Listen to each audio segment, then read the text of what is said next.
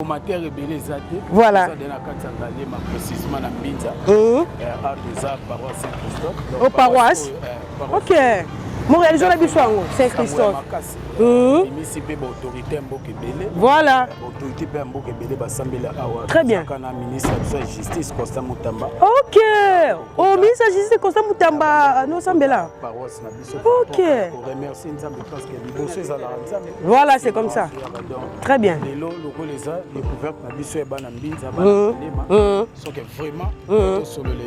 Voilà. Voilà, et ça a plaisir. Voilà. Non, c'est comme mon pépé, oh, c'est que tous entourés pe trop na basamba, tous en zamba ndangi, zamba ndangi zara juste. Ah na kota grammatique. Ok. Donc tous a banzete et belé. Banzete mususu et katani vite bateki ba mapango, bateki ba parti. Voilà. Yango bateki banzete donc ah vraiment tous a rappel. Comme commune présidentielle. Tous a là tout au oh, c'est l'histoire mboka yo. Mobutu aleka. Mobutu aleka. Musée les pères à Koufa Awa. Toé na Kabila les fils. Awa. Toé le long na Fachi Beto. Félix Tshisekedi. Yango salibi no moi. Tozalade ko Beto. C'est biso mo Beto te. Kasi mo Beto. Tozalaka biso. Tozalaka bétonné. Tozalaka touti dans la CCC ko. Voilà. Parce que tozana route au babengi route numéro 1 à Matadi. Au meme biso ti Congo central. Touti Wenze, tobimi Wenze, toé siko Awa. Donc Binza et Sanksi Batebele, on a quatre Binza à Nangale Matobimi Sabastar Minene, le la Bassam Chitou. Ouais. Oh, bah, pas ta monde à Tena Académie depuis quartier latin. Ok. Au Vénabiso Sam Chitou. Togo Abarambo, tout Bazaba Binza. Asko Tokomi na Gramalik, les Arabes continuent à route de Matadi. Tokomi ce qu'on a Gramalik, où ils ont le roi point sur la biso. Kotoba d'hiver, ils ont la baba na biso belé, baba le roi Champs-Élysées, baba le roi Jora. Jora à l'époque on a bas le roi Jora, on a bas le roi Beto, et ça là va succès, et ça là va combo, Mututo Ebi, nous avons la baba le roi Champs-Élysées, où ils ont ça succès Tilelo, parmi baba Minene. Dans la cité des stars, pas même un mois. Yabiso yango oyo zabiso na biso suka ya makambo eleke bandeli mesiko yo ndetango na biso lelo eza lelo don't have to wait till tomorrow poto kende liboso tia kondima likolo na nyoso po mosika to wuti nini te to moni na nyoso to sali mekondi mekoli forever grateful I'm counting my blessing by way do I begin cause eleki mingi likolo na seko lekaba ute bandeli sito benga mabalongi always give thanks for the life I'm living the coming is like I'm watching a movie soki nakanisi bolamu na yo elekelaka ngai osali ya kokamo oduwa give in exchange koma koyebisa ngai liwa ya sondima mpe mpo nga nazwa bomo ya seko elekelaka ngai give to Caesar what belong to Caesar yebiso lokumu topesa na nkolo obimisa nga na molili opesa lilobo epelisa mwinda okomisa nzoto etonga makambo nakoma komona kokamwa ebandeli mpe suka nyonso tosengaka esi osala bokitano ya bala ya mabana bilaka na ndima kokokisa nyonso mpo na ntina nanga ya motuya yo pesanga ofeli nzambe tata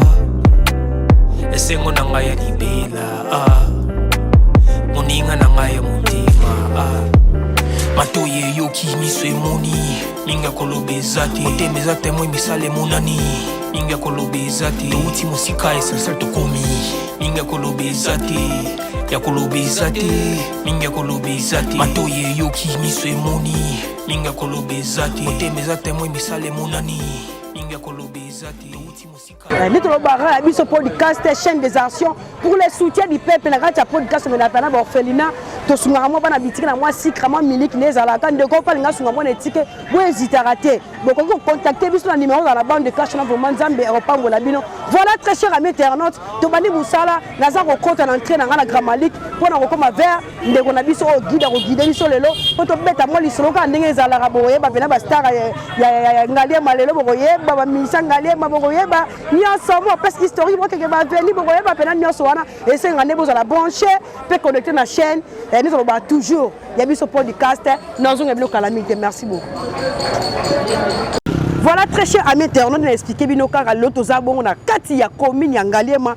nabi ke babo na biso no service podcast vous avons même ko sepeli na bisaki bino bon peste vous ko tema on les a principal la Grand Malik à ce qu'on a sali entrée na kutana ndeko oyo tozane le comme guide to guide nga za be mwana ya Ngaliema awa donc essayer ngabo se manifester vraiment na ba commentaire bon like ba partager parce que lelo ya biso podcast ezana mabele ya Ngaliema za ba star rebelle le ko découvrir ba star Ngaliema ko découvrir ba musicien ba comédien, ba judoka, ba danseur, dans le sport en général, pour découvrir vraiment la place historique, pour découvrir ba église, les arts, école, donc bon hôpital, donc l'histoire puis mettre ma kito puis tu vois ba difficulté ni baza on a gata ya commune en Ngaliema, est-ce que ba na mai, est-ce que ba na courant et puis tu vois ba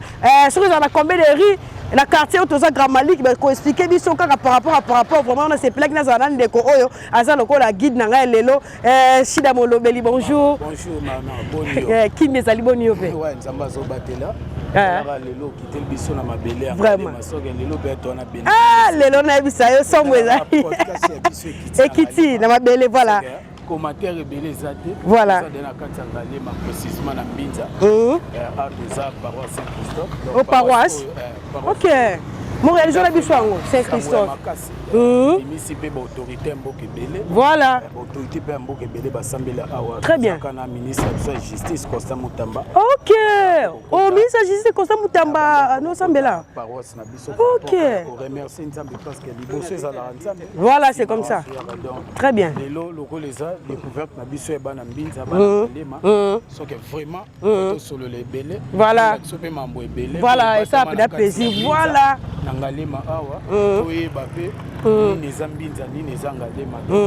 nde toza boye tozotambola direction oyo awa na ngambu na ngai eza paroisse Saint-Christophe voilà tobima tokende mpe na terrain la awa ba terrain mpe bapesi bajeune babetaka babale donc na terrain na biso ya la cour cité des anciens combattants bimisa bajoueur ya minene ti lelo toomona bademi de chancel mbemba babeta mpe na kati ya baterrain tika oloba boye chancel mbemba babeta terrain wana nakemona yango omona penake voilà ça mabele mo ça historique très bien cité des anciens combattants pourquoi on peut ça combo wana cité des anciens combattants pourquoi combo wana cité des anciens combattants ça pambate ça qui ba anciens combattants pour la mboka oyo OK ça loger awa nde tomonaka baka OK dans un rôle quartier bapesaka bango bafanda le balongi bitumba na bango OK babundaka nde leta atalaka ke moma wana toana eloko opesa bango te voilà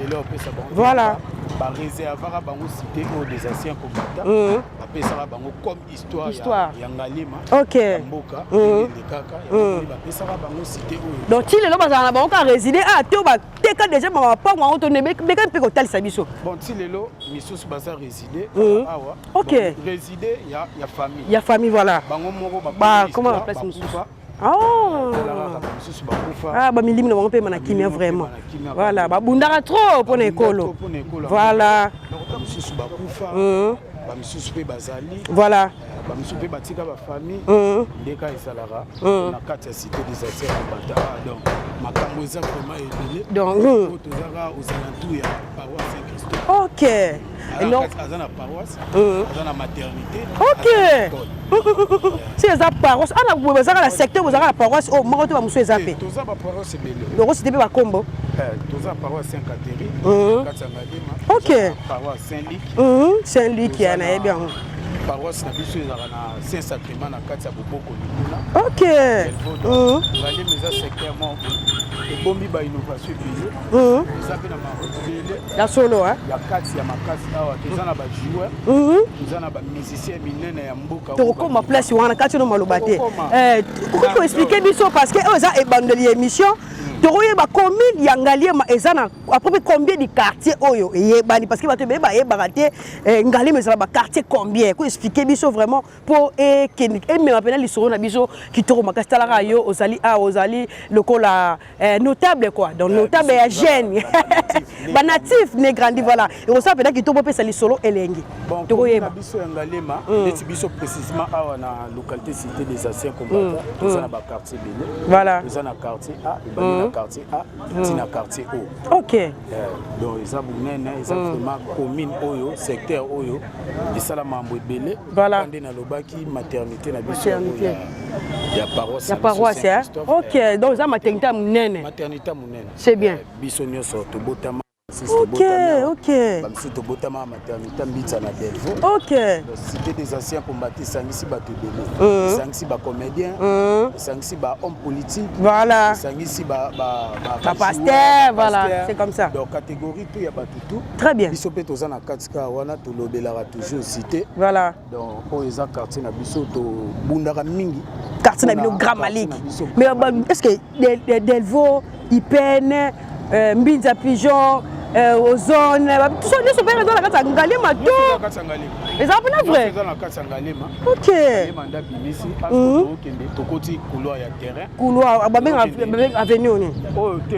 juste to en carte cité nous sur la carte cité donc à quartier on en cité nous avons réparti dans ba quartier nous sur la carte cité OK quartier K F au quartier KOF donc c'est là beaucoup plus ba lettre ba lettre ah maman chiffre oh na luka veni boy ah maman chiffre ah lettre na lettre quartier na zoluka quartier kinani voilà donc atobi masko tout doit vers terrain terrain oyo sala mambo délé ya solo ça fait ba grand non ndio ba chancer mbemba banani susu ba bokungu njoli bokungu voilà ba imana yebi à l'époque na yebi eloko ya bokungu eloko ya bokungu je vois abima lokola ba nouvelle vie OK ya président na biso honorable abeta appeli na foot te bazana ligue 2 OK lelo tu ba travailler kana ebitende to kende boy so to ko kuta pe na chance na bango OK to ko profiter ka to ko ma terrain o meka pe ko betela biso pe ka masolo e ba joueur o ba bima na commune ya Ngaliema tozana na ve na biso kinyonyo na o ba beta na kala na lelo donc sangisa ngo esa pela kito biso kinyonyo abeta na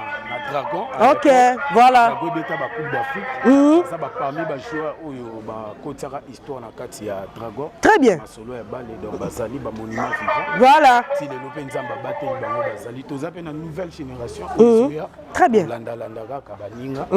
les à la génération nyonso ici la raté voilà plaisir à trop qu'on a la cour biso moto constater déjà que mouvement à terrain voilà très bien terrain en haut présenté ba kombo na ko nini moi rappelle ça bien la cour il y a cité des anciens combattants la cour terrain la cour cité des anciens combattants basi combattants ba mpa lobeta be bale oh mais biso be bakoka ba anciens combattants to beta ba bale yo sa ko anciens combattants biso nyonso bakoka ba anciens combattants boyo bale simba na ode mais yo be ka bala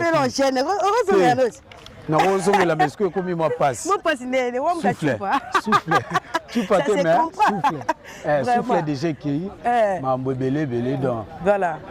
to pesika chance na ba o ba continuer nzamba sunga bango lobi pe bazala ba chance mbemba lobi mais na mo ba terrain musupe ba cadre bino ati siko bona bite bino mo bozo ata la ta ba konzambo raté mo cadrement ne ba terrain so cezali ne ba terrain belé ba sali ba municipal ba bandal donc tout ça bino ala monika izara vaste kabo et le terrain mo inachevé quoi appel wana de tout ça là ya solo appel wana de tout là ça appelle dans l'état parce que oza terrain mo za privé OK oza terrain l'état oza reconnu so que même tina commune na biso ya Ngalema ba activité belé o esala mara awa bakenda kuna so que za de terrain mo bo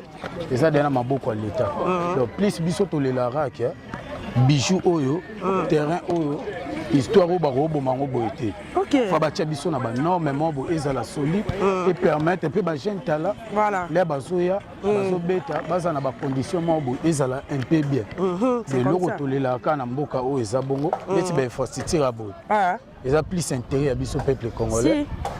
donc to sepela ceux qui un jour l'état est passé le biso ngonde ba sa ba terra ba sosa nde basala terrain na biso ya municipal ya Delvaux biso pe aso basala biso batie biso ata pelouse babongisi biso batie biso ata mwa gradin mwa balatrie et osala pe bien lobi pe image na biso bana ya cité des anciens combattants ezala pe likolo par rapport ya terrain na biso parce que na kati ya cité toza pe na bamarché minene ya solo wenze na biso bwana wenze ya munene tika bo munene wenze ngo na kombone wenze ngo bengam ka wenze cité est-ce que l'équipe Kambela est-ce que l'équipe viendra Selembo est-ce que l'équipe est-ce que l'équipe toye bango Kambela na biso biso lo moko na yoki mo fraîcheur mo je sais pas ils ont fait les messages que pas attendre pour malino ndona moi meno ka mupepe non siko mupepe o eza que tous entouré pe trop na basamba tous na zamba ndangi ezaka juste awa na kota Gramalik donc tous a banzete ebele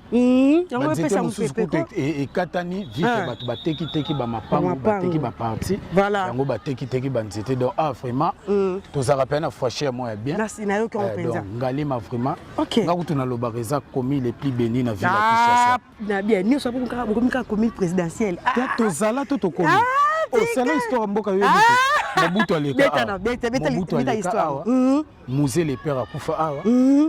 toye na Kabila les fils awa toye lelo na Fachi Beton Félix Tshisekedi yango sali bino moi tozala de komi présidentielle te biso mo beton te kasi mo beton tozala ka betonné tozala touti na CCC ko voilà touti na maréchal toye na musée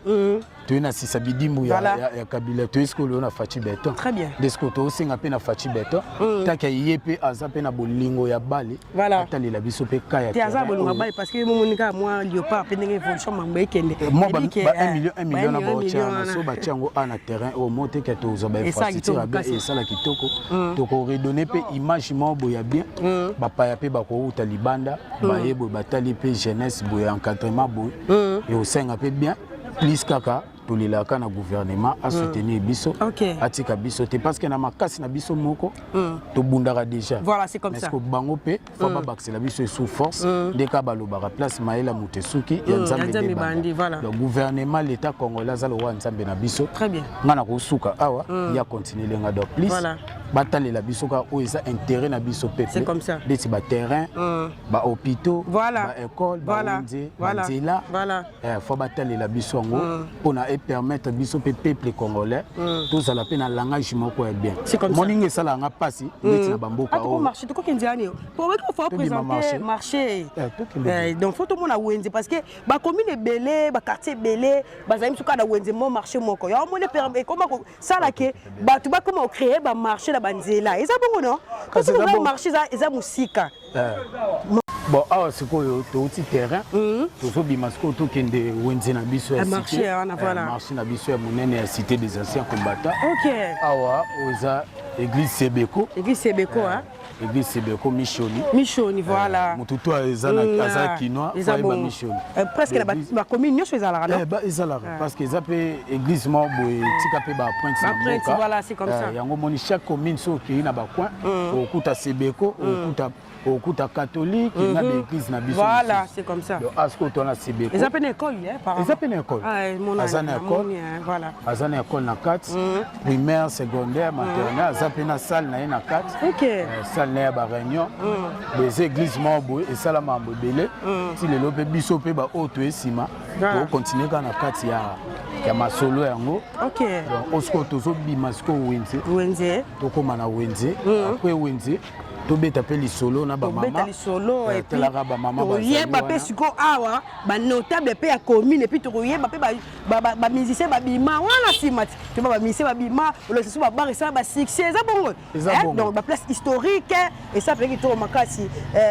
ni to ba TV za radio te voilà très cher ami internaute tozo marché na kati ya commune ya ngaye ma précisément na kati ya quartier Gramalik o bande ko belé bon yeba te Gramalik on za na kati ya Kinshasa bino bozo mona Gramalik to makas ngana appréciation par rapport ya climat na bango mo fraîcheur mo ya Kinshasa te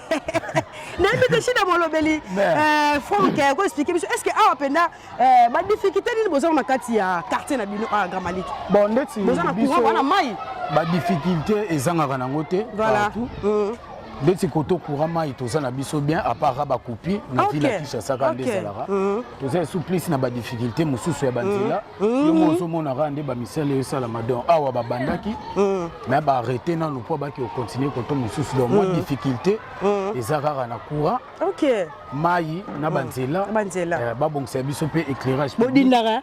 teto dindaka te koto to bangomba ti mai kulaka no bino dindaka bino te debe biso kuna no dindaka bangomba ni na bino dale bobo seka biso teto seka bino teto comprendre kotonga tonga ya batunde kanga ba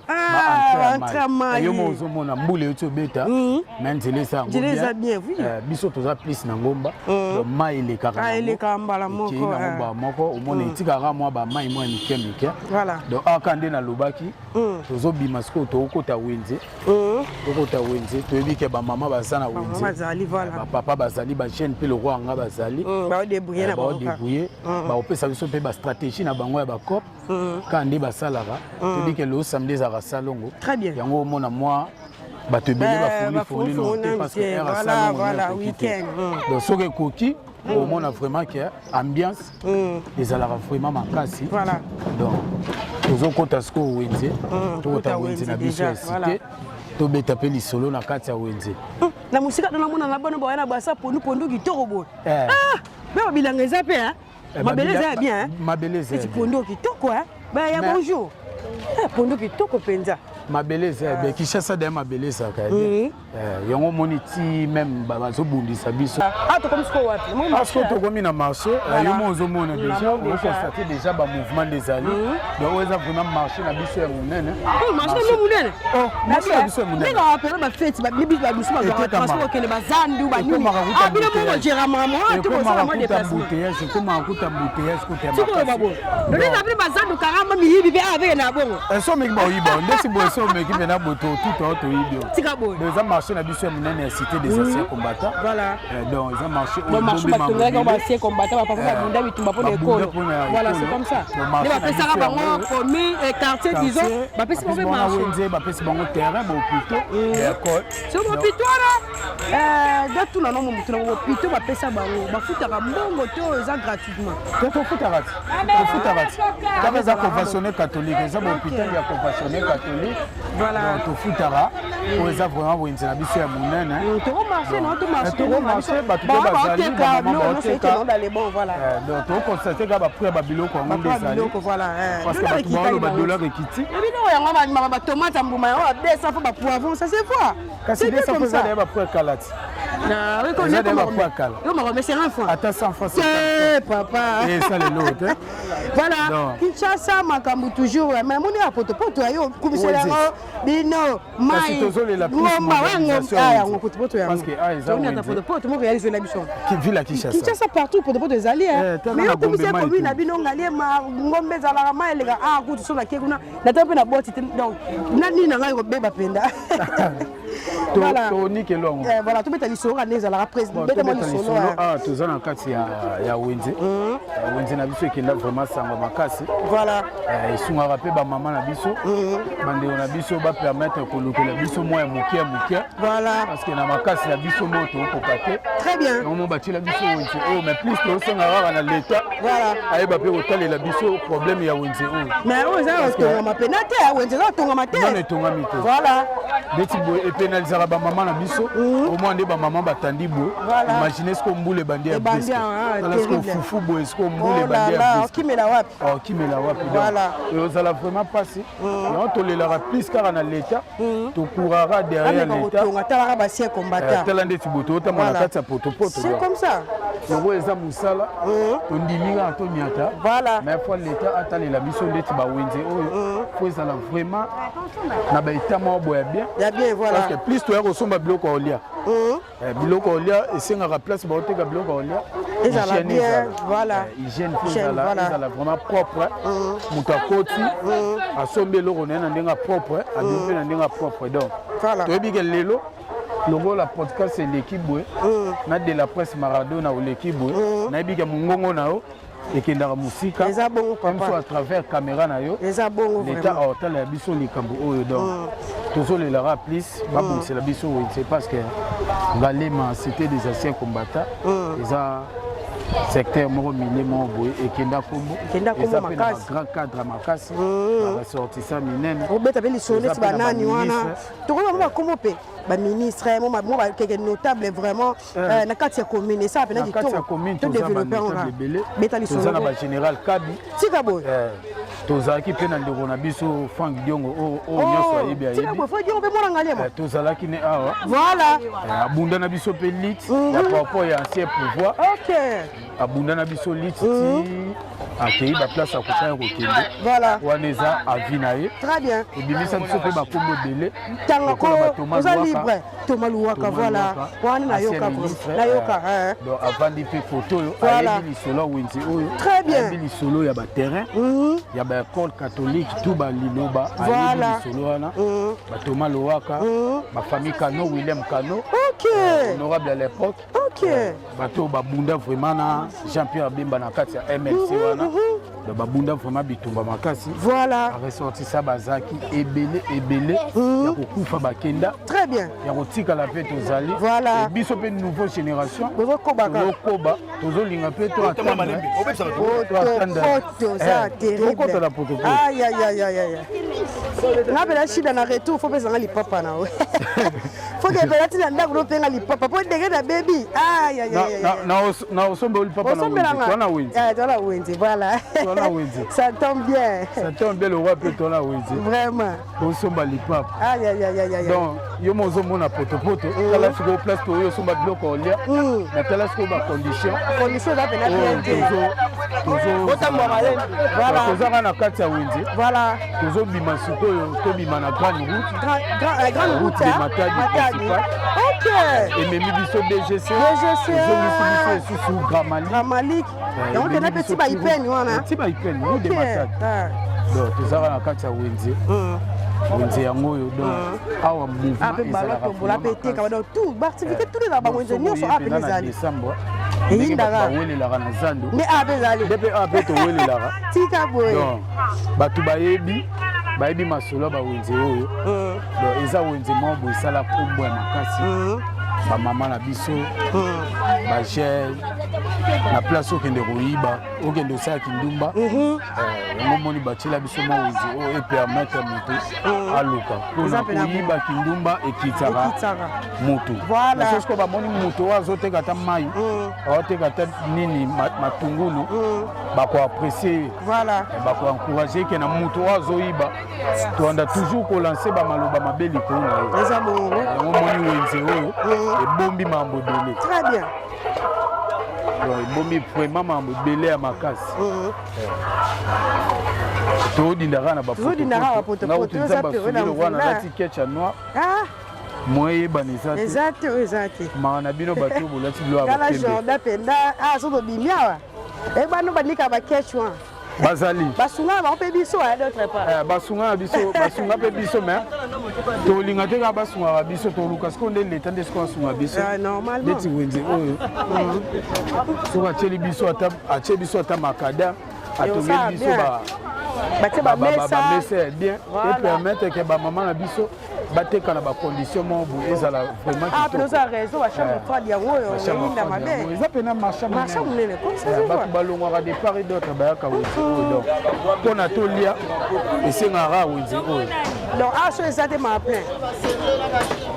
voilà eza pena ezali babiloko bien ezali donc tosengaka nde na leta atalela biso oyo eza plus baintérêt na biso ya peuple commune déjà to quartier déjà tozaka na continuité ya découverte na biso na kati ya Ngalema précisément na Mbinza parce que toza na route oyo babengi route numéro 1 ya Matadi oyo ememi biso ti Congo central touti wenze tobimi wenze toye sikoyo awa donc Mbinza esangisi bato ebele esangisi mpe bamusicien ebele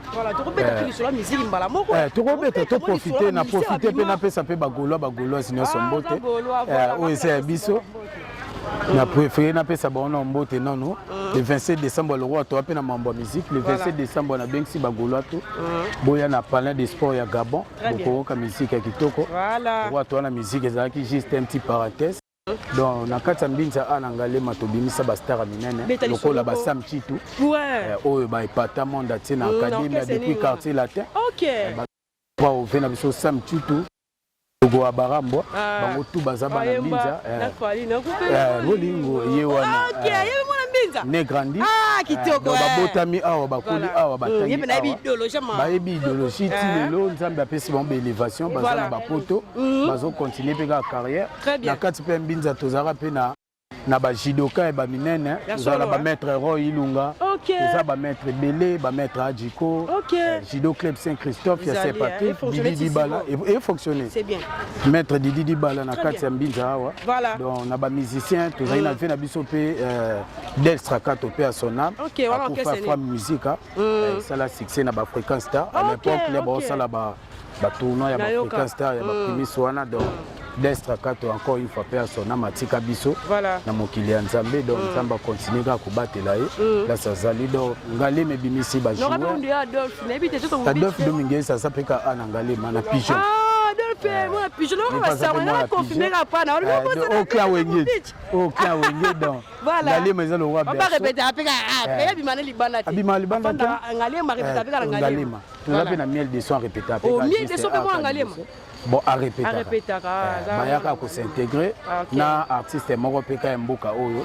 azara peka koto a répéter koto na Ngalema awa nani wana artiste ga moko ya mboka oyo kabino ba polémique ya bino teza polémique teza polémique tu avancer la biso ba mise pena musique pena minene o pe basala kombo ba pesa pe image ya minene na mboka oyo na masolo tout ba binisa mboka académie biso tout ebi e pata mboka très bien surtout l'air ba rap ezara kuna na Kasavubu ezara vraiment ya koinda vraiment donc Ngalema bombi bambo de kasi ba bino pe kota comédie est-ce que ba comédie malgré tout ça ba kombo minene te mais baza ba artiste comédien autozana ba c'est bien on considérer comédie série baninga banda kopela c'est comme ça c'est wana tozaka mi basé na balle na musique telaka tozaka na ba vesa ba ve modogo très bien ba Del Strakato soko toko kinino na comédie de tozaka na ba joueur ba bokungu voilà ba Chassembemba ba Kinyonyo ba joueur belé pe équipe grave voilà donc to c'est bazara plus na musique na balle parce que comment na ba ve na biso na bazara na kati ya quartier latin biso yo mona majorité à quartier latin très bien pour na ba vewana pour vendre boye toujours grâce yo mona ba mopao voilà ba vewana donc ba koti sa biso na kati ya histoire moko peut-être to bando sa ba kombo biso zara na ba mike très bien les to ba rencontre biso histoire de on comprend ce que ni nezaki na bato wana donc mbinze za vraiment berceau mais na quand tu vas pourquoi ba musicien ba star amie ba kondi ba autorité belé ba préférer ko résider na kati ya commune Ngalema ni bombo na kati ya commune Ngalema kasi Ngalema eza commune résidentielle eza commune résidentielle voilà na kati ya Ngalema bato ba préférer plus muto préférer plus avant dans la place oyo sécurité zali très bien courant zali voilà ma zali banzele za bon état parce qu'on a kati ya Ngalema toza na kati ya ba critères wana donc moni pe Ngalema eza milieu mo boza commune mo bo eza commune résidentielle bino c'est comme si nini kulu les ala raté disons bon kulu les phénomène eza na Kinshasa na koki ko bomba te to ko bamote toza pe na phénomène kuluna oyo eza na kati ya Ngalema eza parmi babiloko oyo tobundaka ndeti biso boye ba jeune tobundaka un jour Nzambe asunga biso ba phénomène kuluna wana ba phénomène moyibi esila toyebi ke na l'état na biso tokala lobi mboka na biso ezala vraiment libo ndeti biso bana Ngalema tobundaka plus mpona commune na biso parce que Ngalema eza papa na biso eza voilà c'est comme ça donc na mabe na malamu to ndima ye donc Ngalema bombi mambo belé za ba ressortissé belé ya minene ba politicien sikondo eza boye et bitu ba politicien ko citer ba kombo ba politicien ba bima après bazé belé ba politicien bazé belé na bi ke yo lela divers na matalana eso bikolo matalana René fa yo na bi ke lela ba divers za ba politicien minene ba bima toza ba konze belé zaki na général na biso bolenge ye pe kaka juste ana Ngalema ote pe kotika biso ka année oyo pe ya sona toza pe na ba politicien minene tobimisa ba grand nom lokola ba Thomas Louaka tobimisa ba William Kano tobimisa ba o ba esika ba président honorable Olivier Katola Kasanda bomoko mbinza mutasangisaka biso tout bana to ya mbinza tobimisi ba honorable ebele ba misusu ba kombo ekimi ba misusu pe ba kombo o to cité bazali donc Ngalema eza berceau eza pena berceau o ebombi mambo dele koto divers le roi yo lela divers na sunga yo ba place o esala ba succès comme ba bar ba ko sala ba succès à l'époque il les ont régné asko to komi na Gramalik ezaka continuité route de Matadi to komi ko na Gramalik o eza le roi point sur na biso koto ba divers eza na ba bar na biso belé ba bar le roi ba Champs-Élysées ba bar le roi ba Jora Jora à l'époque on a bar le roi Jora on a bar le roi Béton et ça là ba succès et ça là ba combo mututo ayebi nous avons na ba bar le roi ba Champs-Élysées o eza ça succès tilelo parmi ba bar minene dans la cité des stars et tu pas même un mois nous avons na Dangwe nous avons na TGV donc nous avons vraiment la bar rebelle côté ambiance na mbinza vraiment au lemba vraiment te na ebité yo monta l'ambiance awa c'est un défendre commune ngai ouais isa commune nga fona défendre ngo mais par rapport ya matalana na matalana na bino na biso il y a un peu différent parce que biso ils ont commune résidentielle par rapport à ba commune monsieur ils ont commune commerciale biso ils ont commune ba bavandara donc place ba bavandara ambiance ils ont raté l'ambiance ils ont raté à tous précisément na Gramalik ça banzete donc même sous au mona boy pour tous non on vend des info au mona ngo au bina donc baba réinda tous ça pe na ambiance ya biso ya gogo deti lelo samedi boy so ki ko to sala ki ngata na ba 16h 17h yongo moko na mouvement mais le roi toza tongo na mitso mututo ko luka parce que samedi tu es to kutana na Champs-Élysées pas président Toussaint to kutana na ba LG Arena ya président Jonathan to kutana na ba Dango to kutana na ba TGV na ba cité des stars wana place au monde na DJ Decal maestro au betel sous musique a bien au préféré découverte musu ces alata na kasa baba to ko taper total appel ambiance commande ni ba basala ambiance ndeni batu ba se comportaka na kati ya bar na kati ya église na kati ya école donc ça la vraiment bien kuna yo kande na lobako zanda kuna yo Ngalema bomba mambo dele ngape na pesi bino merci na podcast ya biso ya ngolo na ndenge lelo bolota ki vraiment commune oyo parce que eza première fois eza pe deuxième fois mais eza ce n'est que le début to ebi que pour continuer ma solo c'est bien mbinza na biso ya ngolo oza commune ayo ndenge okoti lelo yebaki olongwe déjà bupaya tonake d'ailleurs otio déjà na okuta na dinsata akoto déjà na liste ya bana Ngalema donc pona na silisa na pesa ta na pesa pona na silisa na opesa bambote na ngana bana to ya Ngalema aussi na biso bana Ngalema mbinza ozo cité des anciens combattants na pesi bino bambote na pesi mbote na le président Toussaint na pesi mbote na patron Ngalema pa no Césaire koteka na bosanité na vena ngai Alida Mavuba depuis Paris na pesi bambote ya trop na bana to ya mbinza ya bino yango bozebele so na bino ndutanga ba kombo et les gâtés mais na pesi bino tout bambote ya trop ya bino yango na bon week-end na biso tout. Voilà très chers amis internautes, merci pour la confiance et fidélité. Bon mais ça toujours qu'on peut sa biso tous les gars liboso ba télévision pe ba téléphone na bino nous ala kaka ya biso podcast lelo et kitaki na kati ya commune ya Ngalema pour na ça découvrir pour na découvrir ba tout ce qui est qui caché la commune ya Ngalema ba découvrir yango ma petite partie auto yaki pour ça la découverte na biso na mbinza ozone auto yaki na Gramalik to ça de la Gramalik pour mona ki to lobeli na kina ndeko oyo azai comme guide oyo ameki ko guider biso to commune ba marché to commune terrain avec moi quelques directions to biti bali solo pena ya commune ya Ngalema moi partie auto yaki mais si on a depuis que moi deuxième partie ozala troisième partie ozala tout ça moi il mange ya kitoko to faire batu to faire découvrir batu nini oh et bon la commune ya Ngalema mais ça toujours ko bon découvrir ba commune ozala auto kena déjà le lobo yo ba star oh ba mana Ngalema boyo ki bino ngondere guide lobby boki ba ministère na Ngalema ba joueur boki ba keke ba oh pe et ça ba succès à na kati ya mbinza ozone depuis que c'est pelissé ba boyo na biso nyonso ya biso podcast to ski wana te to ko sala busala ba pona ko se pelissé bino premièrement je remercie na boss na biso vraiment parce que la grâce na bino nde tozo sa ba mission qui tourne pour ko se pelissé ba boyo na biso to se pelissé bango boss Roni Malunama, boss Yannick, sans oublier notre boss aussi, checking dans Londres, on a 6000 réalisations au Mécateur au Koyakuna. Et pourquoi pas les remercier vraiment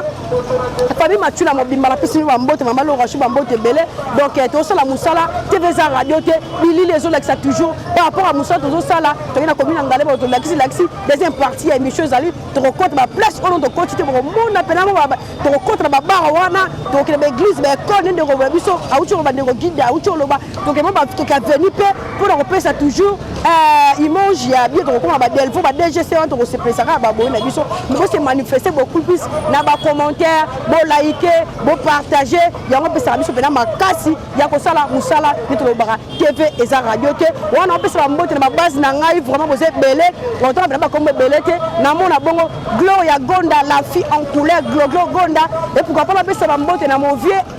Adonis 1000 visas, sur le nom de la vraiment ça n'a plus, na Kimboute, on a côté, on a 1000 visas chez Papa Adonis, il y a ça, distributeur, il y a Maïoué, Bambote, Baby Skozali, la petite Bambote vraiment.